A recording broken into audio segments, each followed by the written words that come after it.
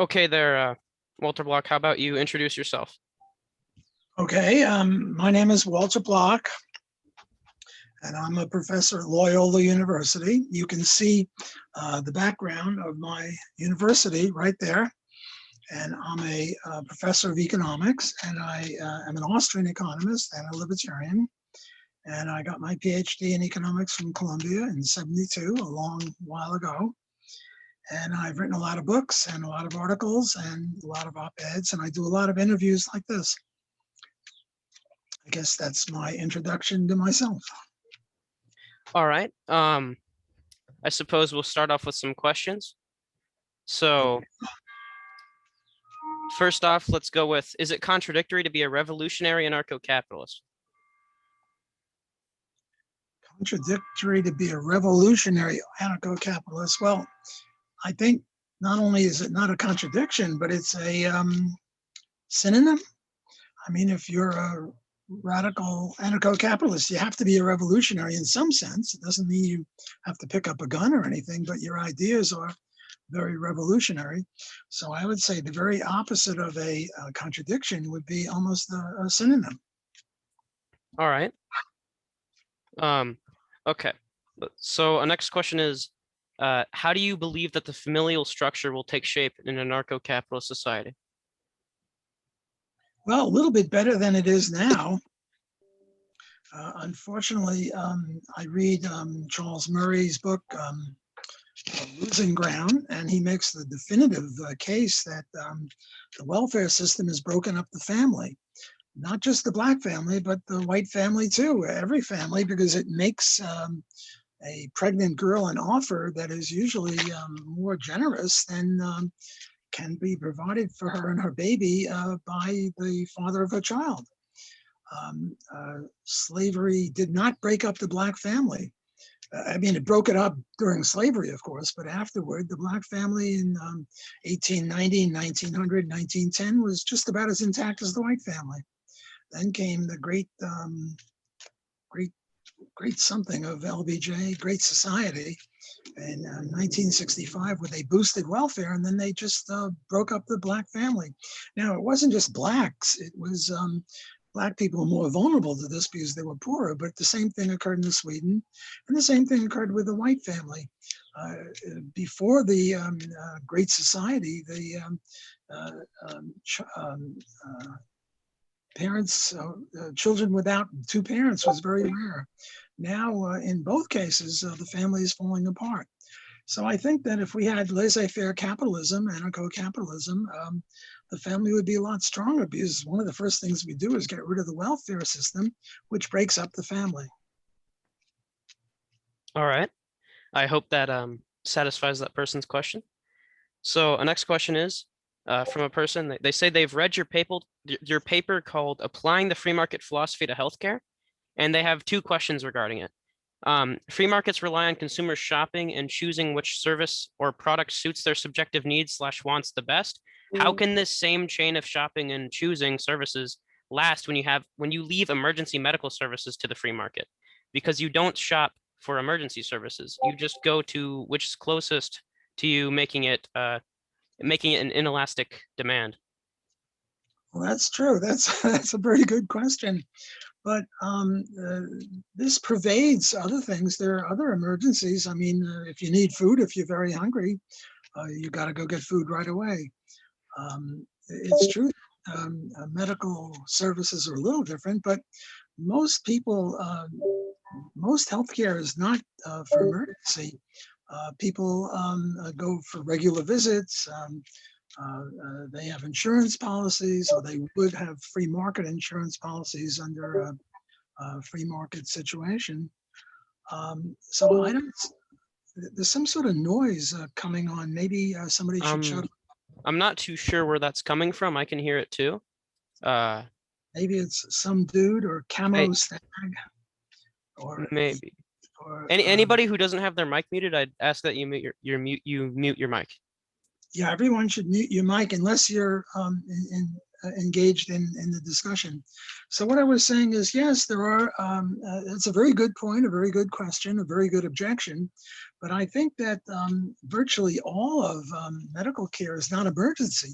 Yes, there's some emergencies, but you know, there are emergencies with cars and emergencies also, which are a very small part of the economy, where people are sensible and can predict needs for things. So yes, in emergency, demand curves are always very inelastic, but that doesn't mean that the government should run things. I mean, the alternative to the private enterprise system is government running things, and government doesn't run things too well.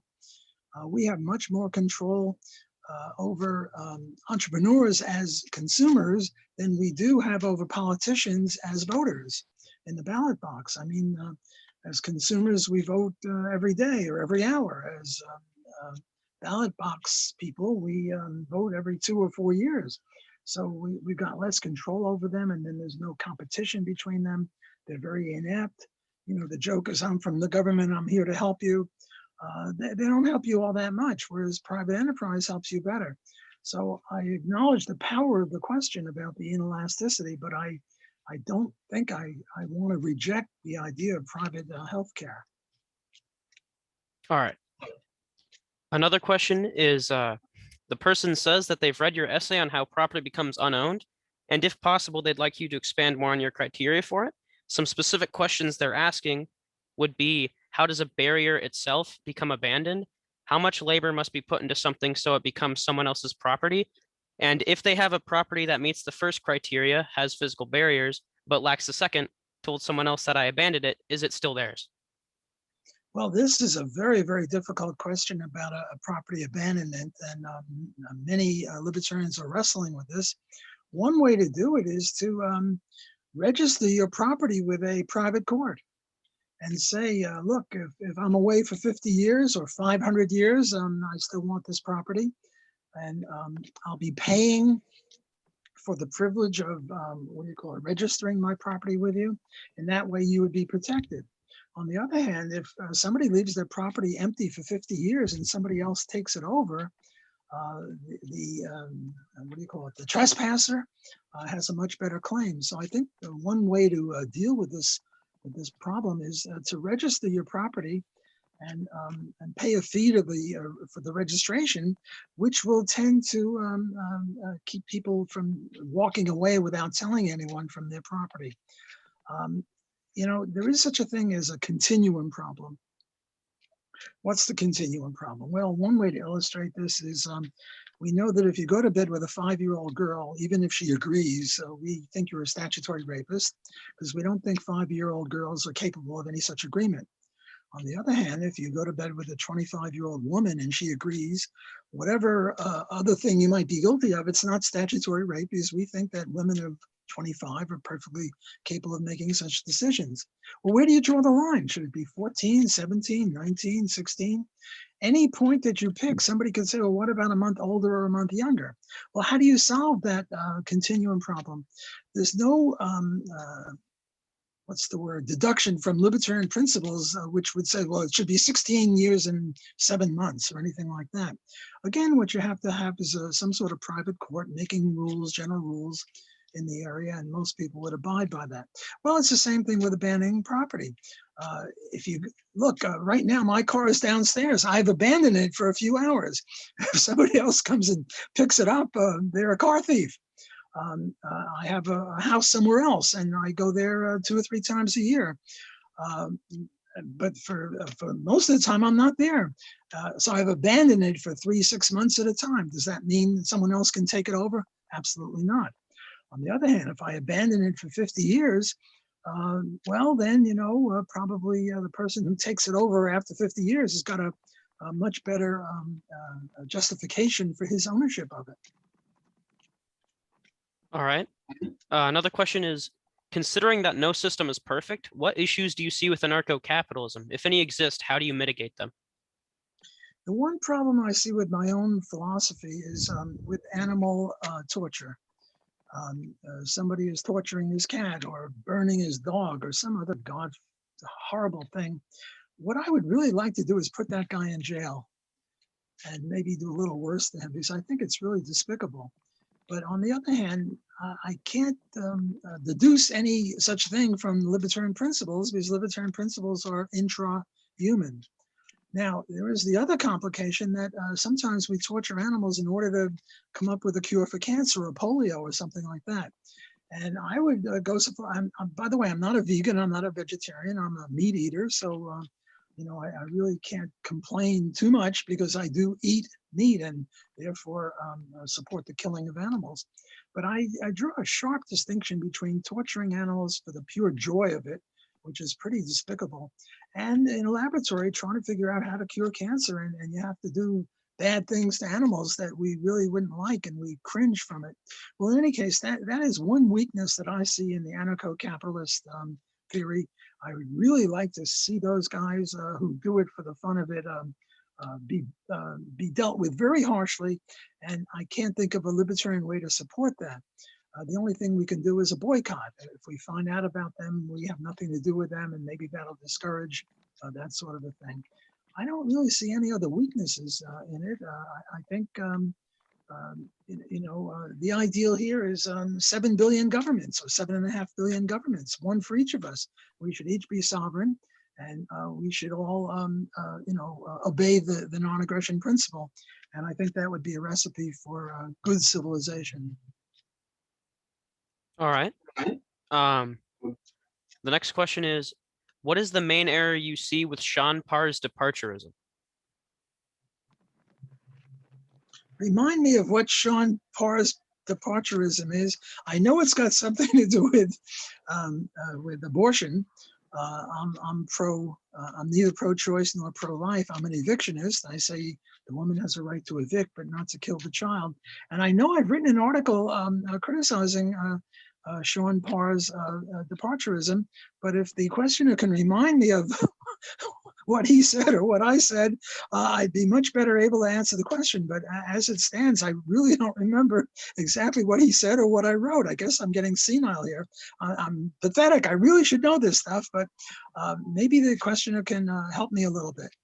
All right. If the person is in the call, I'd like to ask you to remind him, because I myself can't remember it that well much either. If not, I suppose we may have to go to the next question.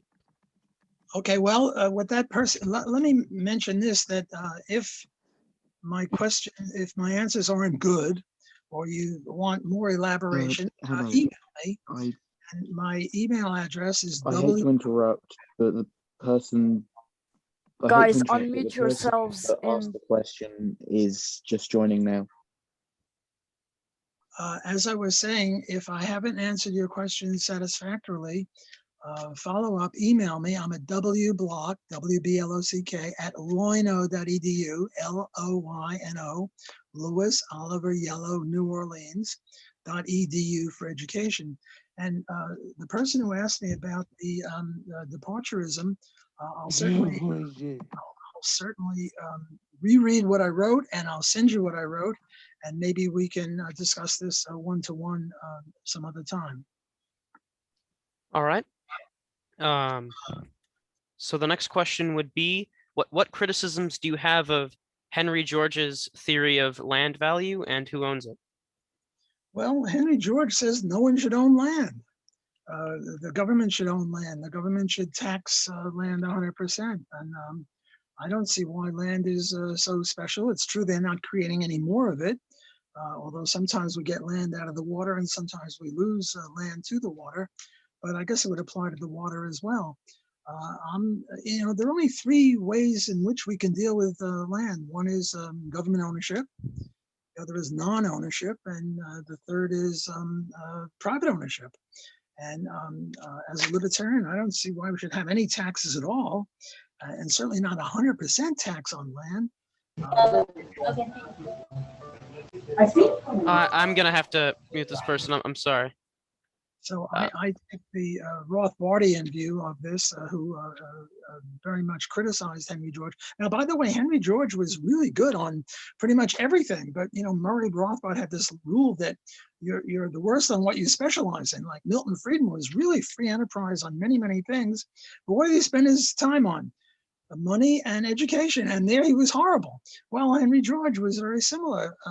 He was very, very free enterprise and virtually everything, but where did he spend most of his time? On land, where he was some sort of socialist communist. So I have a problem with that. By the way, these questions are very, very important and interesting. And let me put in a commercial announcement. That is that I am a professor at Loyola University, and I'm looking for good students. If you're in high school or college and you're not happy with your professors, think of transferring or coming to Loyola University. It's not just me. I have all 3 out of 3 of the econ department are Austro-Libertarians, and we've got several other professors, and also at next door Tulane, another professor or two. We all gather, so we got a lot of Libertarian students. We have pinko commies too, who are politically correct, but you're going to get that at any school. But at Loyola, you're going to get a very high proportion of professors who are free enterprise. So please think of us when you think of going to college. All right. Another question is, what are your views on social Darwinism and egoism? Well, social Darwinism is the view that the market will bring out the best of us. And I mean, there are many versions of social Darwinism, but the way I see social Darwinism, it's nothing really wrong with it. It's just a prediction that if we have free enterprise, we're going to have improvement of people, because the way that you can succeed in the market is by providing a better product at a lower price. And if you provide a better product at a lower price, you're going to make money, and you're going to be able to expand your base of operations, and you're going to be able to have more of a say in the economy. And that seems to be pretty good. Now, egoism, Ayn Rand is, I guess, perhaps the most famous person in the libertarian movement for talking about that, but it sort of runs against the Austrian view. Mises always said that, well, didn't always say, but Mises famously said that we act so as to make the world a better place for us in the future compared to what it otherwise would have been had we not acted. So, for example, I bought this shirt, say, for $10, and at the time I bought it, I valued it at more, maybe 15, so I made a profit.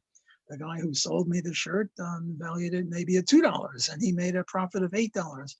And the lefties would say we had mutual exploitation, but a much more sensible way of looking at that is we had mutual benefit. Well, now suppose I give this shirt away to somebody else. The same sort of thing applies. Namely, I value the shirt on someone else's back more than on my back. I guess I should wash it first before I give it away, but that's a different issue. So it's hard to see how people wouldn't be egoistic. It just means that if you give to charity, you value the money that you have more in the hands of the Cancer Society or of a poor person that needs a shirt than you value the money in your pocketbook or the shirt on your back. So it seems to me almost tautological that we would all be egoistic in this sense if we take seriously what Mises said about human action is an attempt to improve our situation. And that applies whether it's narrowly selfish or you're giving charity to somebody else. Sure. I just want to say that I'm sorry. I'm sorry. We can't have you asking questions without hold on. Okay, sorry about that. wait, but he the big man said I could ask a question. Okay. I'm sorry. Yeah, this is interrupting the AMA. Okay.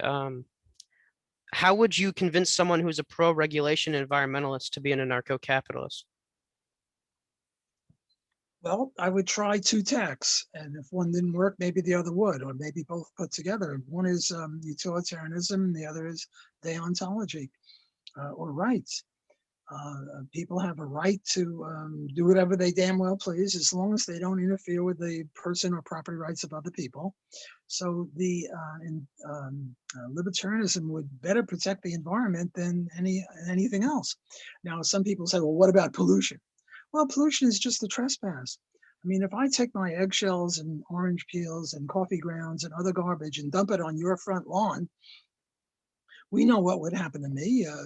If you were nice, you would come up to me and say, have you lost your mind? What are you doing? If you were my neighbor, have you gone senile, completely senile? And if you weren't so nice, you'd call the cops and the cops would stop me. Well, now suppose instead of dumping my garbage, macro garbage on your front lawn, I burn it first, incinerate it, and now I send it over to you in the form of soot particles. It's the same thing. Namely, the libertarian notion would be that polluters should be arrested for trespassing. Now, you can't get too much more harsh on pollution than that. So that would be one way of trying to convince a greeno that free enterprise will better protect the environment. Here's another example. By the way, I'm now teaching a course on environmental economics, so these issues are very much in the forefront of my thinking. Another point is, you want to save the elephants, you want to save the rhinos? Well, look at the cow and the buffalo. They're roughly the same animal. The biologists are going to get on my case for saying that, but they look about the same to me. One almost went extinct, the buffalo, and the cow never came within 1 million miles of extinction. Why? Well, given that they're roughly the same thing biologically, how can we account for this? And the answer is, the cow is always privately owned and the buffalo for many years wasn't. Well, what's the problem with the elephant and the rhino? Problem with the elephant and the rhino is they're not privately owned. If they were privately owned, they'd be taken care of, just like the buffalo now is. So there's nothing wrong with shooting an elephant or a rhino any more than there's something wrong with harvesting a buffalo or a cow. It's just that if somebody owned them, they would charge a very high price to shoot them, especially a young female elephant, who is the limitation on elephant population. So the way to save species is to privatize. My motto is, if it moves, privatize it. If it doesn't move, privatize it. Since everything either moves or doesn't move, privatize everything, and that'll be the solution to the species extinction problem. So I've dealt with 2 issues. Now there are many, many more issues, but I've only got 8 more minutes. I promised you a half hour, so let me get to the next question. But again, if you want more on this, just email me, and I will try to do a better job after this show is over. All right. You have said before that you revere Noam Chomsky's work on some issues, and on others you are antithetical to him. They would like to ask, what are your opinions on Noam Chomsky's idea of manufacturing consent? Boy, you people are tough. I'm not really sure about manufacturing consent. The way I look at political economy is there are really 3 issues. One is foreign policy, one is economics policy, and one is personal liberties. Well, Chomsky is very, very good on foreign policy. He's practically a Ron Paulian. Bring all the troops home. What is this? We have 800 foreign military bases in 130 countries, and we call it defense. He's very bad on that. He's very good on Hello. On personal Hello. liberties. On personal liberties, he's okay. But legalize this, legalize that. But on economics, he's horrible. Now, this, what do you call it? Consent, manufacturing consent. This sounds to me like advertising. Somehow, if I advertise bubble gum, then I'm going to compel you to eat bubble gum or chew bubble gum. That's just nonsense. And if there's any manufactured consent, it's government is doing. Government is doing it. Government is doing it with our own money. Whereas private people at least do it with their own money. And there's nothing wrong with trying to convince people of stuff. Like right now, I'm trying to convince all you guys about laissez-faire capitalism, and I'm trying to manufacture your consent to approve of economic freedom. And I don't see anything wrong with that. And Chomsky does, so I would depart from him, but I very much value his views on foreign policy. All right. The next question is, are regional organizations like the EU a threat to capitalism? I just should have said on Chomsky, I don't agree with him on Israel. He's an opponent of Israel, and my next book is defending Israel. Say that question again. I'm sorry, Jason. Are regional organizations like the EU a threat to capitalism? Yeah, the EU is just another level of government, and capitalism and governments are antithetical. I think what we should do is get rid of the EU, get rid of the UN, get rid of many countries should devolve into smaller countries. Lew Rockwell once said that the ideal community, if we don't go to laissez-faire capitalism and anarcho-capitalism, then we should have villages of 100,000 people, and we should have, I don't know, 1 million of them, or however many we need to cover 7 billion people. We should have city-states, like the Greek city-states would be a much more ideal version. I could also mention Hans Hoppe's excellent book, what is it, Democracy, the God That Failed, where he says that monarchy would be better than democracy. And the EU is predicated on democracy.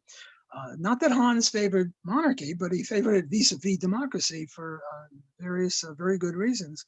So I think that EU and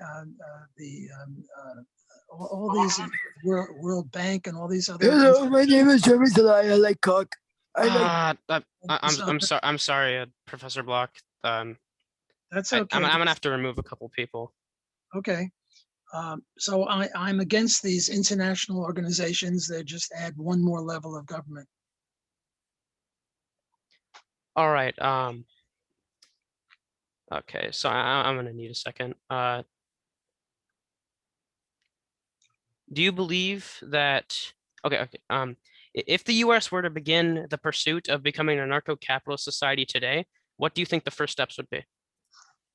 Well, first steps would be maybe to elect Rand Paul in 24 and vote for all the Libertarian senators. I don't think this is very likely to happen, but that would be a good first step, another good first step. I'm also a senior fellow with the Mises Institute, and the Mises Institute is an excellent organization, and another first step would be to support the Mises Institute. And there are other groups, the Libertarian Party, the Free State Project. Each state has a free market institution, such as the Pelican Institute in my home state of Louisiana. So that would be a good start. You've been asking me a lot of questions. Let me ask you a question. How did you gather this group of, I don't know, 25, 30 people?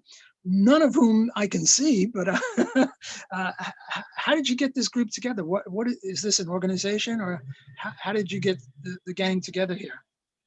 Well, I just have a Discord server. I suppose I've accumulated people over time who are interested in talking about politics, economics, philosophy, that sort of thing. Not too sure why they came here, but I suppose they like it. How big is your list? Well, we have a few hundred, but maybe like 50 of them are active.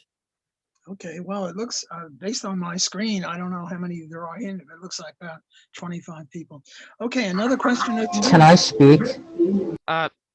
Here, I'm gonna. Oh, and Jason, if I may interject for a minute, Mr. Walker Block, number one, nice to meet you. Thank you for coming here. We really appreciate it. Yeah, we're trying to. We have our little Discord server. We have about 300 so members, and we've used it as a platform to help people. Oh, I'm sorry, the meeting has been upgraded. We have used this platform to, help people, educate people about politics. For me, I've always been into politics, and this has been a great server for me to obtain information. And this has been absolutely wonderful, and we really appreciate coming by and helping some people educate themselves about politics. And yeah, it's really been a journey, and we hope to build this. And I was even talking about to my constituents about even trying to make our own little political party and try to help people, educate people, as well as try to move some of these ideas that we believe that could really help our nation. Well, all I can say is that based on the quality of the questions, this is quite a very intelligent and articulate group, and I'm delighted to be a part of it. One last question. All right, we can get one more question. So this person is asking, in the pursuit of a libertarian way of life, which of the two strategies is more useful, uniting with left-libertarians or uniting with right-wing authoritarians? Boy, that's a tough one. Libertarians have always been debating, are we lefties or are we righties? And my view is we're neither. We're sui generis. We're unique. And I'm not a left-wing libertarian, nor am I a right-wing libertarian. The right-wing libertarians are slightly better on economics. They're horrible on foreign policy, and they're miserable on personal liberties. The lefties are slightly better on personal liberties. They're horrible on economics, and they're horrible on foreign policy. Just take one example, the minimum wage. Bernie wants to raise it to 15. What's the Republicans? They want to raise it to 10. We should get rid of the minimum wage. And the minimum wage doesn't raise anyone's wages. It just unemploys people with productivity less than the minimum wage. So I resist the question. I don't want to say, well, we should go to the right or to the left. On the other hand, nowadays, probably the right is better because, you know, the lefties are going berserk with the cancel culture and all that. They don't even want to talk to you. They want to say you're a Nazi or a fascist. At least the righties will talk to you. And there are some good groups like the Federalist Society, which has got maybe 2/3 conservatives and 1/3 libertarians, and they all get along pretty well. So probably as a strategy, it'd be better to go to the right. But I don't like that. I want to be a centrist. That's why they call me Walter Moderate Block, because I'm neither left nor right. So as a strategic thing, I would have to give my vote to the right or the conservatives. But as a philosophical matter, we are different than both of them. They're both wrong. They're both equally wrong. And we should try to convert both of them to the one true faith of free enterprise. Sorry, Mr. Block, I am interrupting. I first want to say that it is very nice to be able to meet you. And I want to add something from my question. So, for example, the right-authoritarians will respect property rights to an extent, but also the left-libertarians will respect personal liberties to an extent. So, which of these are more important to libertarians? Well, and this is absolutely the last question. The problem with that question is it violates the, what the hell is it called? I can't think of it. The Diamonds Water Paradox. The Diamonds Water Paradox and marginalism. Look, which is more valuable, a cup full of diamonds or a cup full of water? Well, on the desert, obviously water, but nowadays diamonds. But the paradox is, why is it that water is so cheap, and yet if we lost all of water tomorrow, we'd all die in one more day or 2 days. I'm not sure how long we would live without all water. Suppose all the water disappeared, we'd disappear right after that. Whereas if all the diamonds disappeared, you know, diamonds are a girl's best friend, but they do well with rubies or emeralds. You know, if all the diamonds disappeared, life would go on pretty much as it is. So the paradox is, how can it be that water is so precious and yet costs virtually nothing, and diamonds aren't worth that much in the order of things, but yet they have a high price? And the answer is, we never compare all of water and all of diamonds. If we compared all of water and all of diamonds, we'd pick all of water. But we compare a cup full of water and a cup full of diamonds, and we pick diamonds. Well, the problem with your question, as I see it, is that it gets involved with the diamonds water paradox. You're saying, well, which is better, all of lefties or all of righties? Well, it's hard to say, because we can never choose between all of them. It's always a marginal choice between this lefty and that righty.